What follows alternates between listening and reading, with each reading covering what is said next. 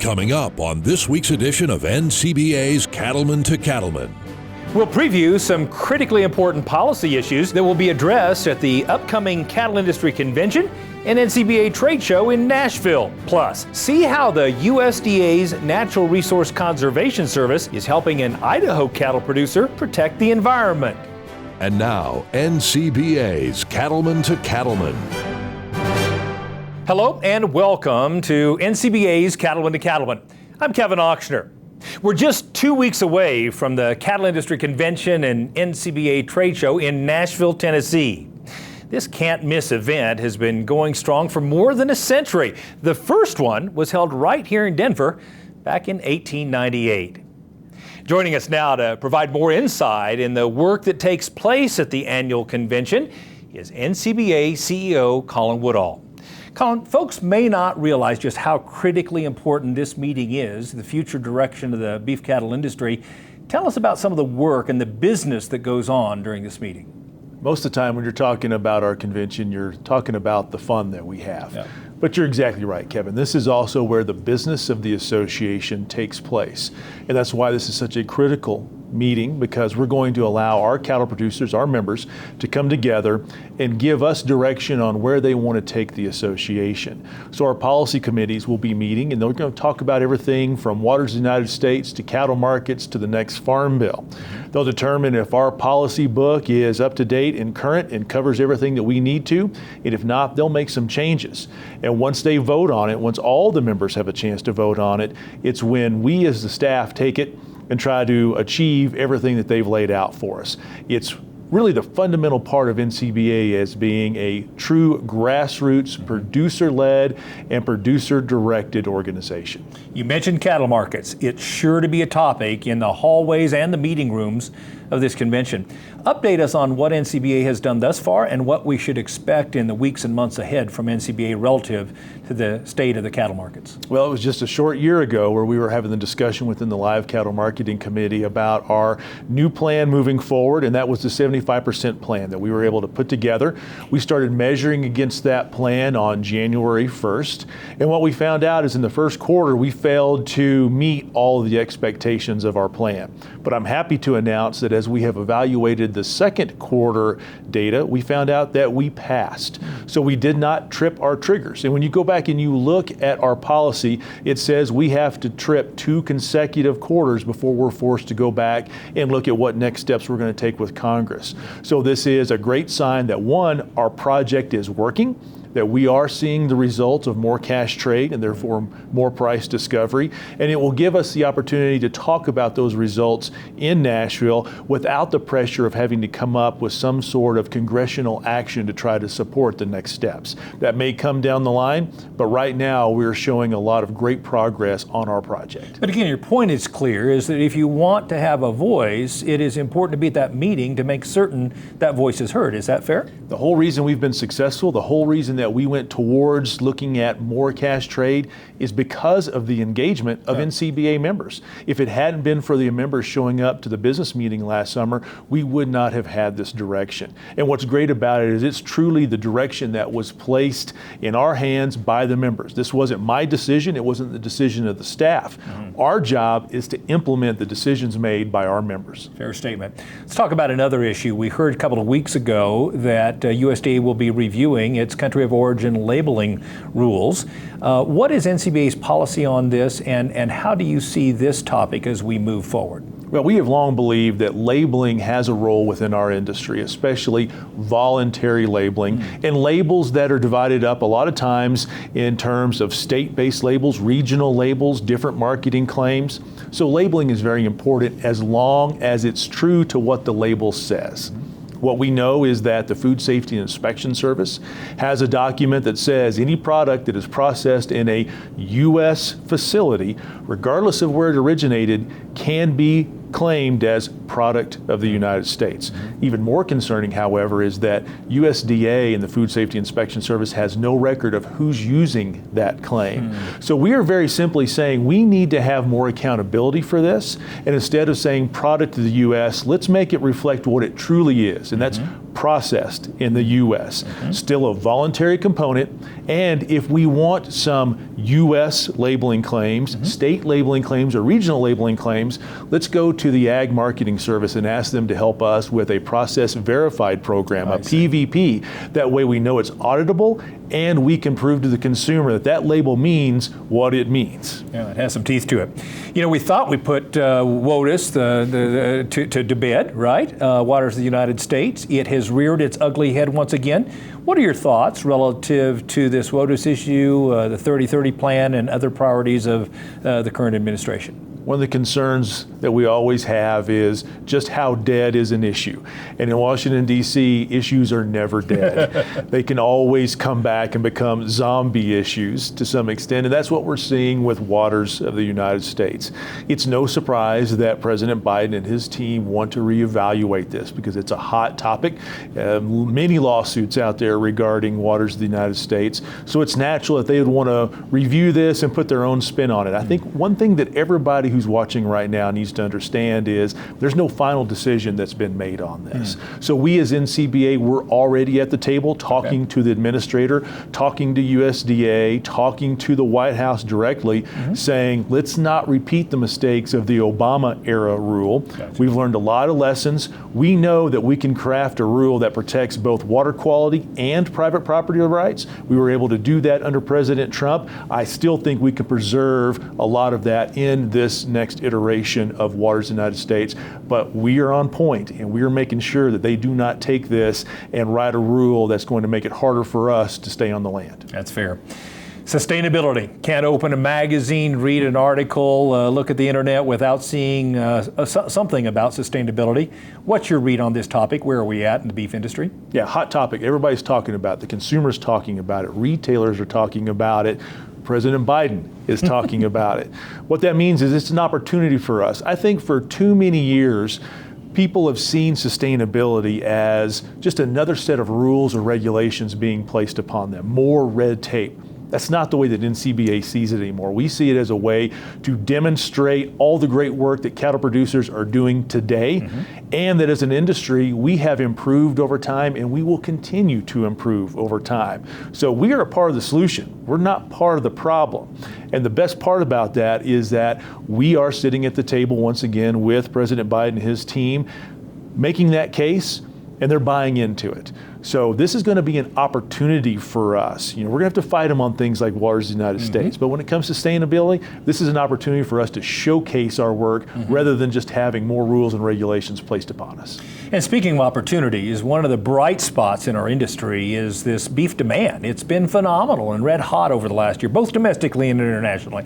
And convention provides an opportunity for us to gather together and actually have some committee work being done relative to beef demand building. What will happen in Nashville relative to keeping the fires hot under beef demand? So the checkoff committees are all going to get together and they're going to talk about the work that the checkoff does as a whole, but it's also an opportunity for us as a contractor to the beef checkoff to showcase the work that we do with the Beef It's What's for Dinner brand and all of the great success that we've had this past year. As you mentioned, demand is red hot.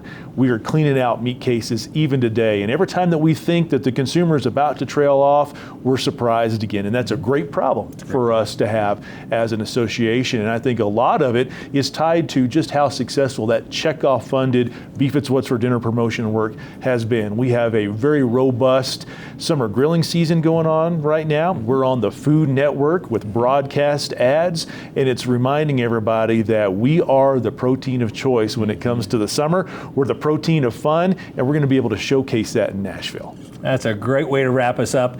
Colin, it's going to be a fun week. It's going to be a busy week. We look forward to seeing you there. Thanks for coming to the show. Thank you, Kevin. To keep up to date on the issues facing cattlemen and women and help make a difference in the industry, why not become a member of NCBA? It's easy to do. Just call 1-866-233-3872, or you can visit the website ncba.org. Still ahead on NCBA's Cattlemen to Cattlemen, we'll take a closer look at some of the ways cattle producers work to improve fish and wildlife habitats while still operating a profitable business. Plus, We'll visit former NRCS Chief Matt Lohr's operation in Virginia and discuss the topic of conservation. Stay with us. We'll be right back.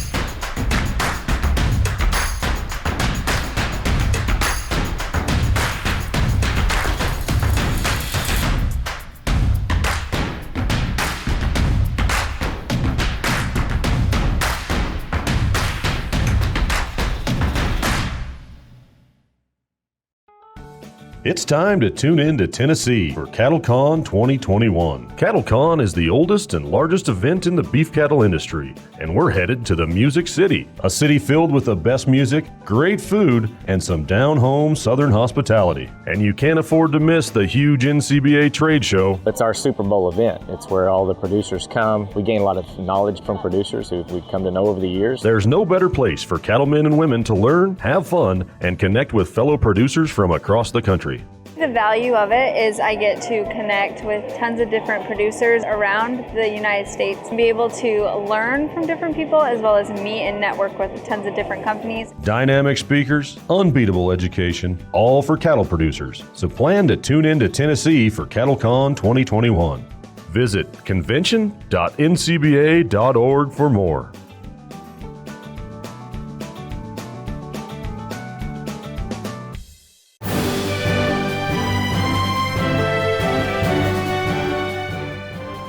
Over the years, many farmers and ranchers have learned firsthand the value of working with government agencies like the U.S. Fish and Wildlife Service to cultivate healthier ecosystems. Here to talk more about this topic is Heather Johnson from U.S. Fish and Wildlife. Heather, thanks for coming to the show. Oh, it's a pleasure to be here. Thank you. You know, some in the environmental community would suggest that we should not graze cattle in order to protect fish and wildlife, but I think you have some experience in seeing how cattle can actually protect and enhance the environment for fish and wildlife. Is that correct? Absolutely. You know, grazing is completely compatible with fish and wildlife. In fact, you know, we have a lot of grassland dependent birds and other wildlife and fish species actually that it's essential that grazing is a part of that healthy grassland ecosystem. Absolutely. And then, you know, you think about that protection side of things, you know, we got to keep those families on the land. I mean, that grass is so critically important, and we have so many different competing, you know, compatible uses or different land uses that, you know, cattle grazing is truly the best. Yeah, absolutely. Proper management of that. And, exactly. You know, some ranchers sometimes think that doing anything that would enhance fish and wildlife is only a cost to their operation, but in fact it can also add to the bottom line, can't it? Oh, absolutely. I mean, I really think they kind of go hand in hand. You know, when you're out there on your property and you're doing all kinds of, you know, stewardship practices, I mean, you're getting better grass, better water. I mean, we're both in the same business, really, you know, depends on the critter. But, you know, yeah, that's critically important because those practices, it might be a grazing system, it might be water development, it might be enhancing a riparian area. All of those things are building soil health, ecosystem resilience, and it helps the health of the herd and also the profitability of the ranch as well as fish and wildlife. So absolutely, multiple hand benefits. in hand. Yep. And I suppose that's one of the reasons why you all have been such strong supporters for well over 20 years of the Environmental Stewardship Award Program. That's the first time you and I met actually through this program. Yes. Why is it so important for U.S. Fish and Wildlife to continue supporting that award program? You know, I just don't think we can thank these families enough. I mean, they're out there, you know, just doing all of these incredible things because they love the land. They love their families. They want to pass it on in better shape to the next generation. And these things are critically important, you know. And so we love being sponsors of the Stewardship Program, Environmental Stewardship Award Program. And, you know, we have to tell the story, you know. It doesn't get told enough. And, you know, we have the families that have won, and we have a whole bunch more that are so deserving. And, you know, we're just so pleased to be a part of it. And we know that it's absolutely a win-win for the cattle industry as well as for the Fish and Wildlife Service. Well, I was going to ask you, I mean, in terms of the Fish and Wildlife Service and the work that you do, how critical is it to have ranchers and farmers who are not only open to new ideas, but something else you said, open to sharing those ideas. Oh yeah, I mean, they're incredible spokespeople. You know, these folks are the leaders in the industry in the cattle business, and they're so generous with their time. I mean, they're doing ranch tours, they're bringing neighbors over, they're sharing, and it's the transferability of all those incredible ideas, and really that peer-to-peer learning that is tremendous. And then all of the alumni gets together, they've built this camaraderie and trust, and you know, they're sharing all these ideas, and you know, we can never just sit flat-footed. You know, we're always looking to the future because we have challenges coming. You know, we have drought, you know, we have invasive species, you know, we have fires in the West, we have things that are challenging us, and staying always on that cutting edge, and then transferability of all those great ideas. It really is helping the industry to be, you know, very proactive and successful, as well as helping fish and wildlife conservation. Yeah, and it really is a partnership, as you mentioned, and it's always amazed me, just the alumni group. You mentioned alumni. Oh my God. That group of really progressive thought leaders in our industry are incredible and very motivating to be around, right? Oh, you know, it's so true. I mean, it never fails. You know, somebody picks up the phone and calls, and they're just like, come on out. You know, hey, we got, you know, 40 people in a bus. You know, they're like, come on out. We're perfectly happy with that. And say, oh, we'll take an hour of your time. And they're still there saying, well, you want to stay for supper? That's incredible. They're super generous with their time. And, you know, that's really cool. And then you think about that next generation. You know, those young kids, sometimes we have 4 generations at that ranch. And you don't think at 3 they're learning. Oh, yeah. All the way up, those generations are learning, you know, all of those stewardship practices, and they're bringing it into the future, which is really exciting. That is what we call sustainability. So tell me this, if somebody's watching, Heather, and they want to get involved or want to explore opportunities that there may be with the U.S. Fish and Wildlife Service, what advice would you give them? Well, you know, the Partners for Fish and Wildlife program is the private lands program that we have with the U.S. Fish and Wildlife Service. So we have a program that Congress has appropriated to be able to do restoration enhancement to help private landowners.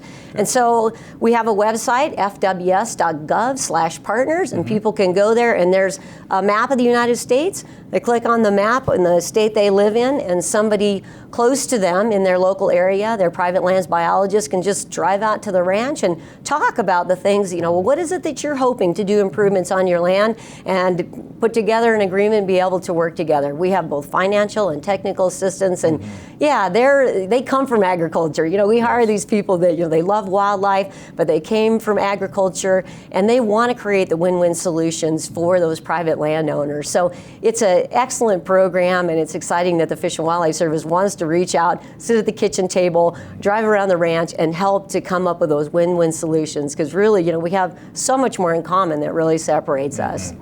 It's been such a pleasure getting to know you all these 20 years, and really appreciate everything that you do to work with cattle ranchers and farmers all across the United States in improving the environment for fish and wildlife. Thanks for coming. Well, it's entirely a pleasure. It's great working with you and the whole National Cattlemen's Beef Association, the producers, and just being a part of the Environmental Stewardship Award program has been so rewarding, and we plan on being partners for a very long time, so thank you so much. It's great to hear. Many producers have pointed to U.S. Fish and Wildlife as a key partner that have helped them achieve their goals. Just visit fws.gov/partners to learn about the technical and financial assistance the U.S. Fish and Wildlife Service can provide your operation. We met several cattle producers who are not only dedicated to caring for their land and cattle, but are also willing to take on leadership roles that benefit all of agriculture. Cattlemen to Cattlemen reporter Kate Maher visited Virginia to spend time with one of those leaders, who's back home now after serving in the top conservation job at the U.S. Department of Agriculture.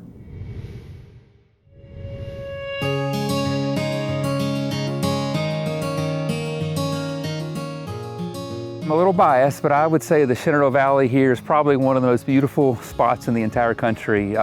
We're located about 100 miles southwest of Washington, D.C., the western portion of Virginia, between the Blue Ridge Mountains and the Allegheny Mountains. It's about a 100-mile stretch of just some amazing farmland. On a chilly spring morning in central Virginia, Valley Pike Farm is where we find Matt Lohr, the former chief of USDA's Natural Resources Conservation Service. Matt grew up here, and after his time at NRCS, he returned to carry on the family farming tradition.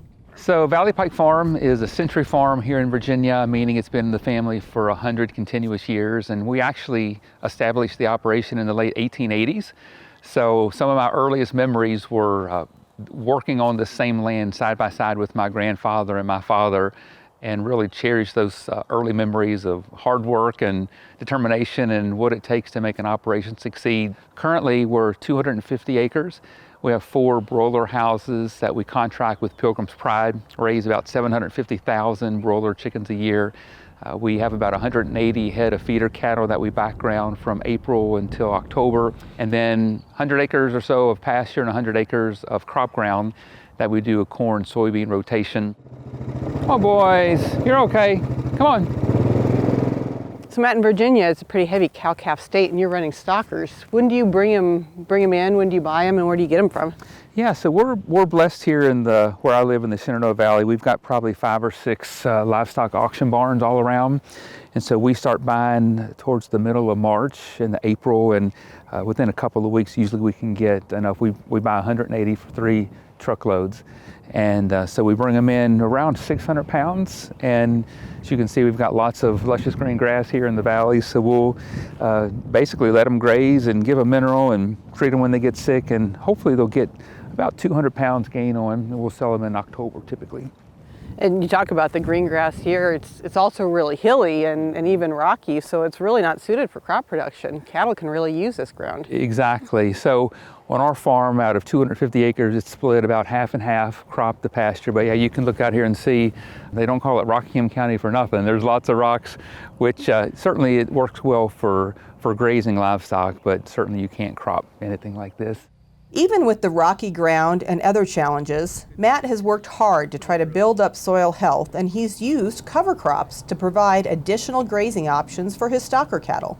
Matt and his family have always grown cover crops here on their cropland since I've been working with them, like I said, since 2005, 2006. Then Matt kind of took it to the next level and put livestock in on it. And that's another thing we've identified through some of our soil health campaigns and practices is that when you can incorporate livestock into a system, you kind of help speed up the nutrient cycling processes.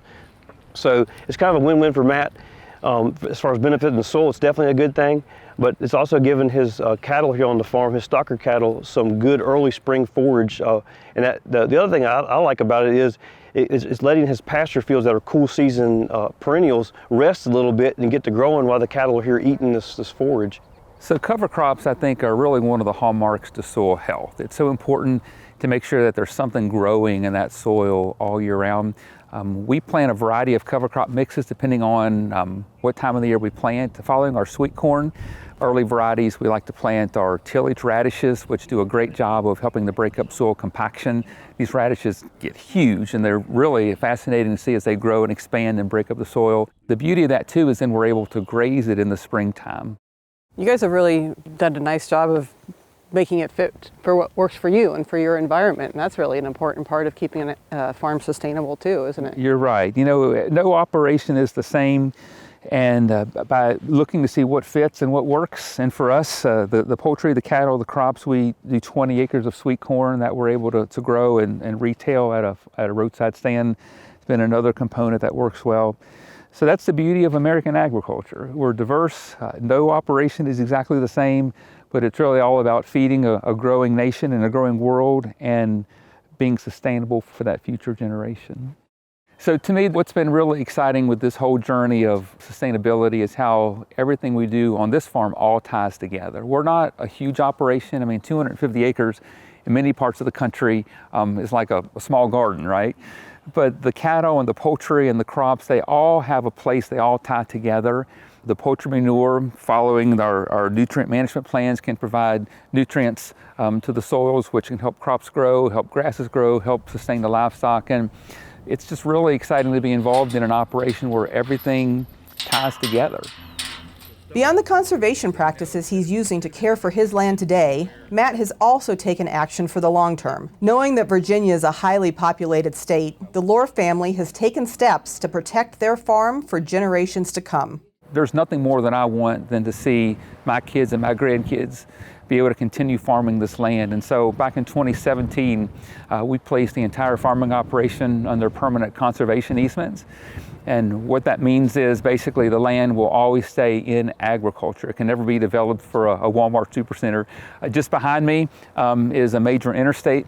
And so we're right at a major intersection. So one day there would be pressures for some type of development here. But it's important to me to know now that this farm will always stay a farm. And it's a business, and we try to be profitable. We try to, leave the land better than we found it, and teach that next generation just how important agriculture really is. It's been a privilege to be out here today. What a treat to get out to the beautiful Shenandoah Valley and see green grass and cows grazing, and just know that it's going to stay that way. Thank you. Well, we're proud to show it off. We're proud of what we've done, and really excited to be able to promote conservation, because there's a lot of farmers out there that maybe don't really understand, or they haven't seen the financial benefits, even the environmental benefits. So by people being able to see firsthand, hopefully it'll inspire some other folks to want to jump in. And there's 3,000 NRCS offices across the country, full of 10,000 employees that are ready and willing to assist producers who want to address some of their resource concerns. Once an NRCS chief, always an NRCS chief, my friend. They didn't pay me to say that. So. In Virginia cattle country, I'm Kate Maher, reporting for NCBA's Cattlemen to Cattlemen.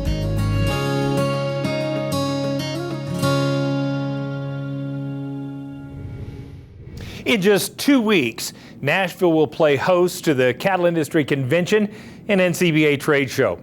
There, you'll have access to lots of cutting-edge information, including guest speakers, hands-on sessions, and valuable sustainability tips that can benefit operations of every size. You're sure to go home with new insights that just might change your cattle business for the better. Get all the details at the website convention.ncba.org.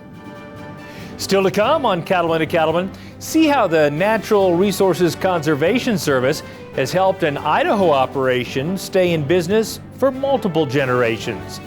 Stay with us. We'll be right back.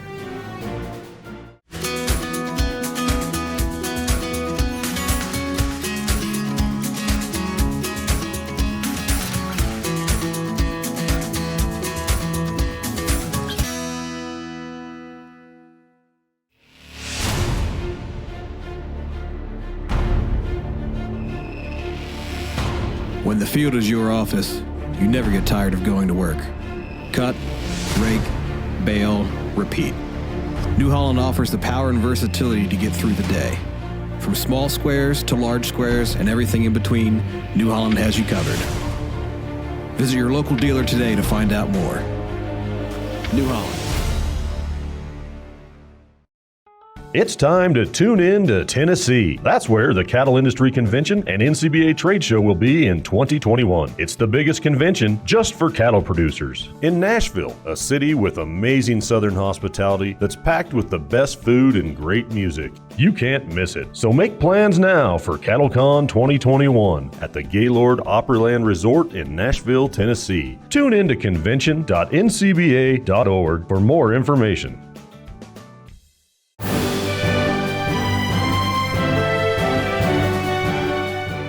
Farmers and ranchers know that sound conservation practices can improve land and resources. But it's important to remember that conservation planning can also help improve profit opportunities for cattle producers. Cattlemen to Cattlemen reporter Brian Baxter takes us to an Idaho ranch whose partnership with NRCS has helped improve their natural resources. In the high country of southeastern Idaho, Bruce and Jenny Stanger work together to care for the land that's been in Bruce's family for generations. It's comprised of ground that was homesteaded by my great-grandfather and my grandfather, Frank Stanger, and it was added to by my father, Dick Stanger.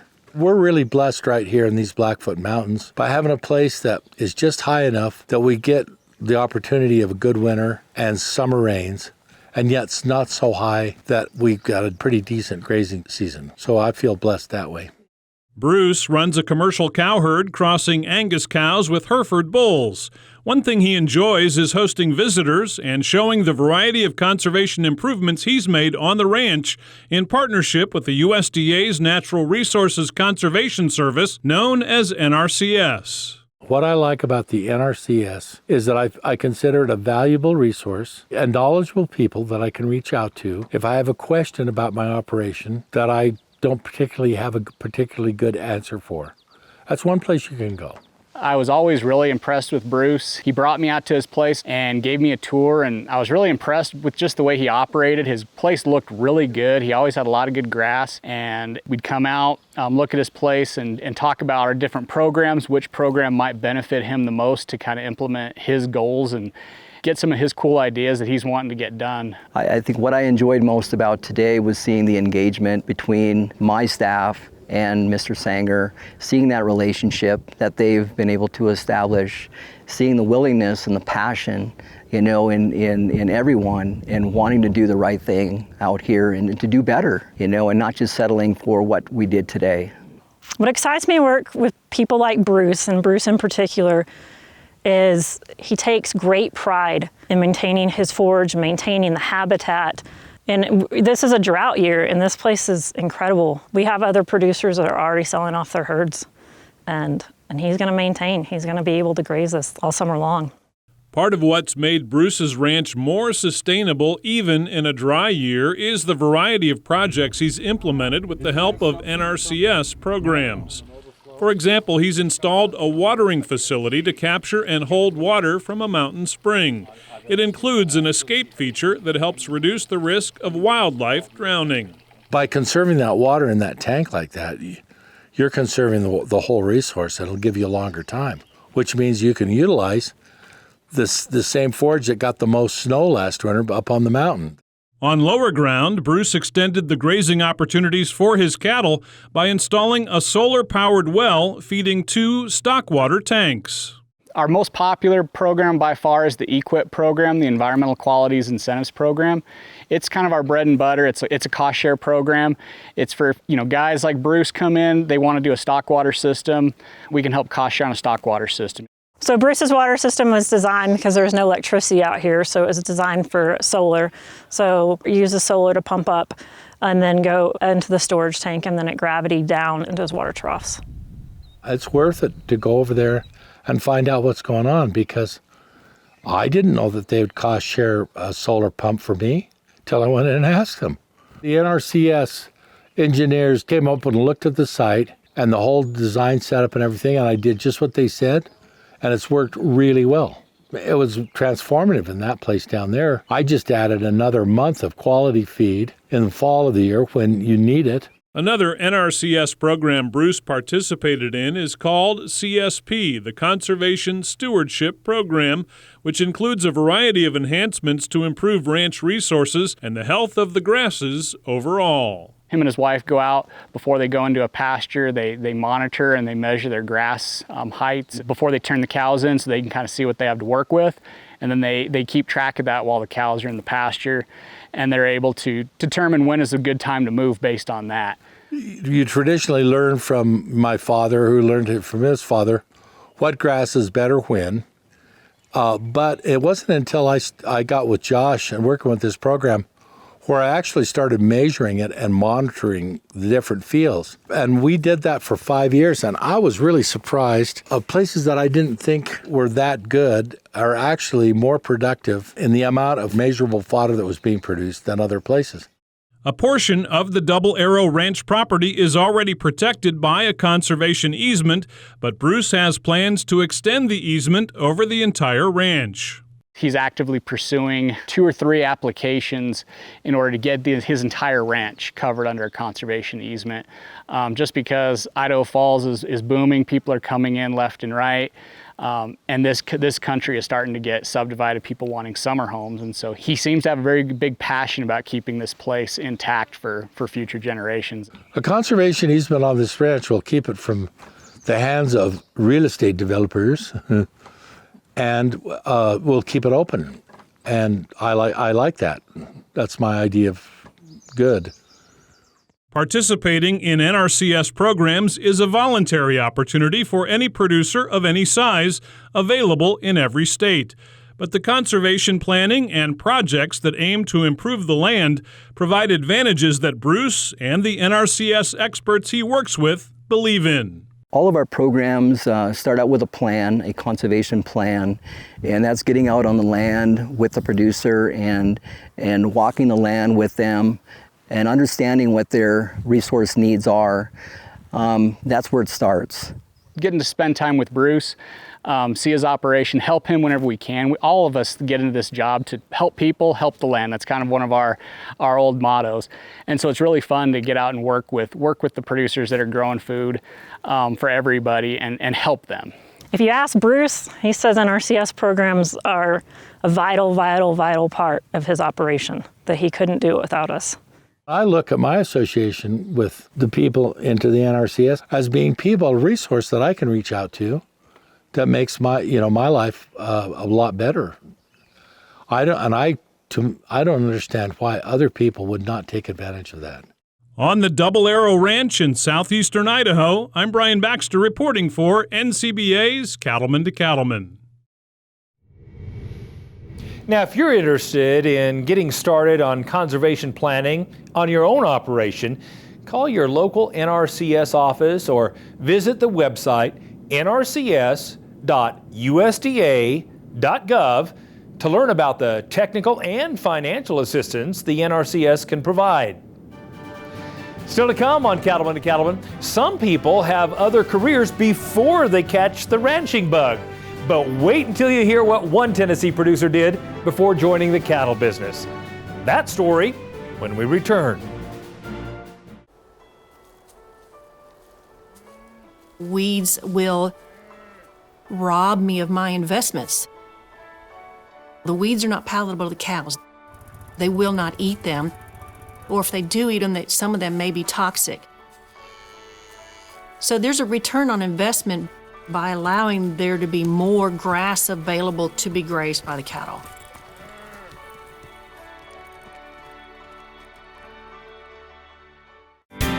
Cattle producers across the country work hard to care for their animals and their land. The USDA's Natural Resources Conservation Service is there to help. Find out how you can work with NRCS to develop a conservation plan for your operation. Find possible funding resources for implementing conservation practices, or get free expert advice on ways to improve your farm or ranch. Visit the website nrcs.usda.gov today.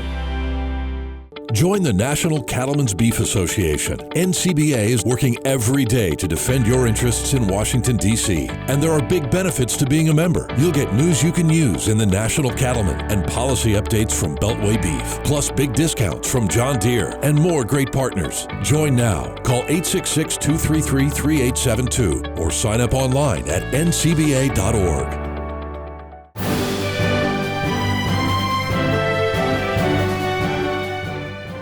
There'll be some can't-miss speakers and entertainment as part of the 2021 Cattle Industry Convention and NCBA Trade Show. And your convention registration includes admission to all those great events. You can find all the details on how to register at convention.ncba.org. While you're in Nashville, we've got a unique cattle operation that you might want to check out. The owner once had a successful career as a rocket scientist, and the farm manager has expanded into the restaurant business.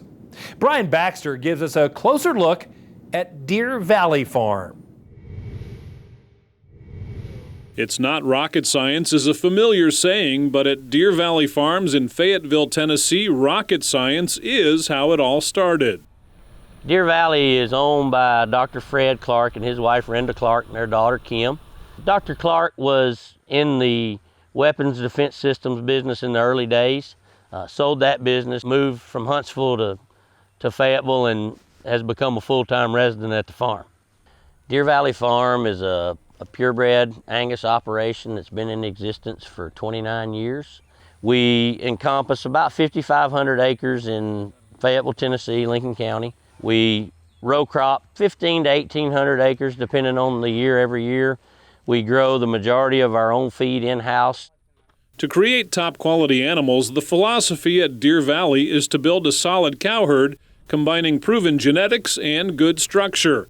They believe this allows them to offer bulls that will let their customers focus on other economically relevant traits. Our drivers here in the Angus business are building a cow herd with great cow families and producing commercial bulls to send to our customers out in the countryside. Yes, we put emphasis on maternal traits here. We put emphasis on building cows here, but in the situation our bull customers are in, they don't have to worry as much about that because we've done it for them. They can select on traits that will change their bottom line from a carcass standpoint or a growth standpoint. Not only does the team at Deer Valley take pride in the animals they offer for sale, but also in the customer service they provide. At the end of the day, if you don't have a loyal, satisfied customer base, you don't have a business. And so those guys have to have faith in us. They have to have faith in our product. And we offer one of the best guarantees in the business. We believe when a guy comes here to buy a commercial bull, he's making an investment in this program. We guarantee that bull the first year, no matter what. The cattle business is the #1 ag industry in the state of Tennessee, and the team at Deer Valley is proud that the Cattle Industry Convention and NCBA trade show will bring folks back to Nashville, and they welcome everyone to the farm for a visit. I think it's a tremendous honor to have the NCBA convention to come back to Nashville. I think a lot of the country doesn't realize the number of cattle that are scattered amongst the hills here in Tennessee. Hey, we always have the door open at Deer Valley, and every year the convention is in Nashville. We get lots of visitors. We welcome them all. We'll have people on the farm, cattle on display all week, and would love to have as many visitors as we can get come down from Nashville. A morning spent looking at great cattle can work up an appetite, and where better to eat than a place owned by cattle producers. In addition to his duties at Deer Valley, JP and his wife Jackie own a restaurant not far from the farm. Well, JP has said for years since we've been married that he wanted to own a restaurant, and I told him, if you ever buy a restaurant, it will be with your next wife. I was just driving by one day and I saw the for sale sign, and I was like, well, the Hickory House is for sale, and he jumped all over it. The Hickory House is a passion of mine that I've always wanted. We are a barbecue and certified Angus beef steakhouse. Because we're in the Angus business, we believe in certified Angus beef so much, what it's done for the Angus industry. We really wanted to open a certified Angus beef restaurant. Because the Hickory House has been a barbecue for years, we kept the barbecue idea. As you can tell by looking at me, I've always loved to cook, loved to eat, loved to grill, barbecue, smoke anything. And so we decided to make it barbecue and steaks. As a producer, you think you spend every day trying to improve a beef product, and we do. But you put yourself on this side of the table, this side of the industry, and it will open your eyes. I promise you, I have lots to learn, but I've learned so much about the beef industry since we opened this restaurant that I'd have never dreamed that I needed to know. In addition to the best steak and barbecue around, folks come from all over for the made-from-scratch side dishes, as well as a big helping of friendly Southern hospitality. People drive from Alabama, Lawrenceburg, other counties, surrounding towns, and they compliment me on the buffet and how fresh the vegetables are and how you can just tell they're from scratch. We have cooks that are old-fashioned cooks, and they cook just like your grandmother cooked. We're located about an hour and 15 minutes straight south of Nashville. If you're here for the NCBA convention, you can ride right on down and find us. We'd love to feed you. From the farm to the table in Tennessee, I'm Brian Baxter reporting for NCBA's Cattlemen to Cattlemen. The Hickory House restaurant was recently named as one of 18 restaurants worth a drive from Nashville by Eater magazine. So whether it's on your way to the Cattle Industry Convention and NCBA trade show or on your way home, be sure to stop by and try what the magazine called some of the best certified Angus beef steaks in Tennessee. When we return, we'll check in with our good friend, Baxter Black. Stay with us. It is inevitable. Like the rising and setting of the sun, your gravel driveway will need maintenance. Drudgery? Never. Be the right person with the right tools doing the job the right way by watching How to Maintain a Gravel Drive Using a Box Blade with Hydraulic Scarifiers. Brought to you by tipsnotebook.com. When better how-to videos are made, we will make them. Did you know that Prefert makes over 1,000 different farm, ranch, and rodeo items? And now, thanks to Prefert Direct, it's easier than ever before to get access to every item Prefert makes delivered direct to your local dealer. For more information about Prefert Direct, visit us at Prefert.com. Prefert, America's #1 name in farm, ranch, and rodeo. We know you're up before the dawn because the cattle rise before the sun. And you spend long hours in the saddle because the herd isn't always over the next rise. And you care for the land because you know it takes care of your family. And we know you do great work. And it's time to tell that story to the marketplace. IMI Global is here to help you do just that.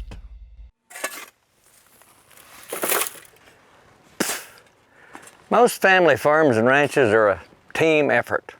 I live around them, help them with their cows now and then. I see them at the ag meetings, at the school sporting events, and at church. The bigger the family, the less help they need from outside. They're pretty self-supporting as far as labor goes, this bunch. Their responsibilities are pretty clear, from feeding the cows to checking the dog's water. The dad is usually the boss. The mom is the head advisor, pie baker, child raiser, chore divider, school coordinator, birthday remember, 10 p.m. heifer checker, check writer, and wound examiner.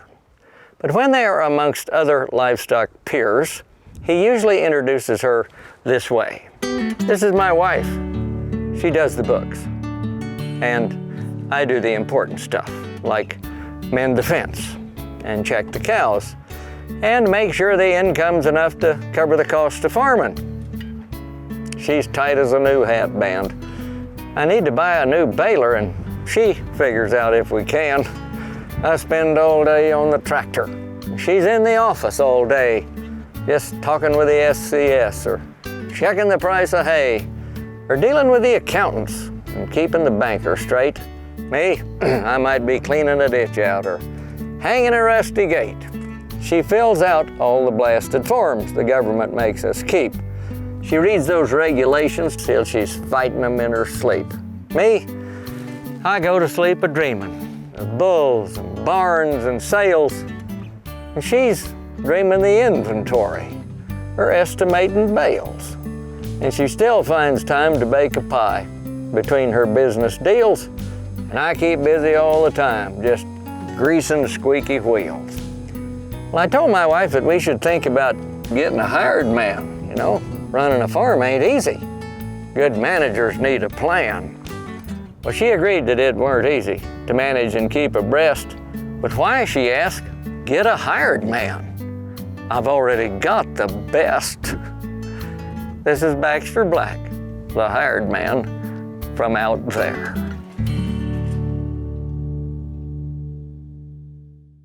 As a stocker operator, your job is to turn forage into profit.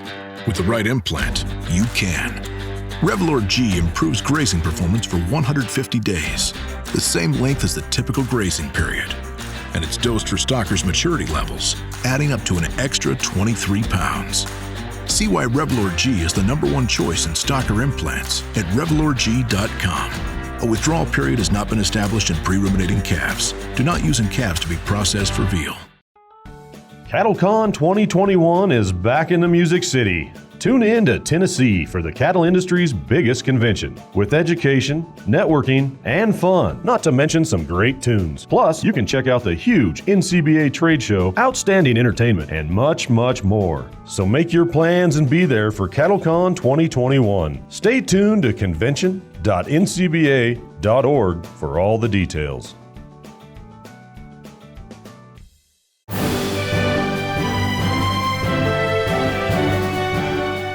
Welcome back. Summer's a busy time for beef producers, so if you've missed an episode of Cattlemen to Cattlemen while tending to chores, well, you're in luck. You can visit our YouTube page for replays of all of our shows, which are filled with educational segments and producer profiles from all around the country. So check out and subscribe to the Cattlemen to Cattlemen page on YouTube. We're wrapping up this week's show with legacy photos. These are great shots submitted by our viewers of daily life on the farm or ranch. Let's take a look.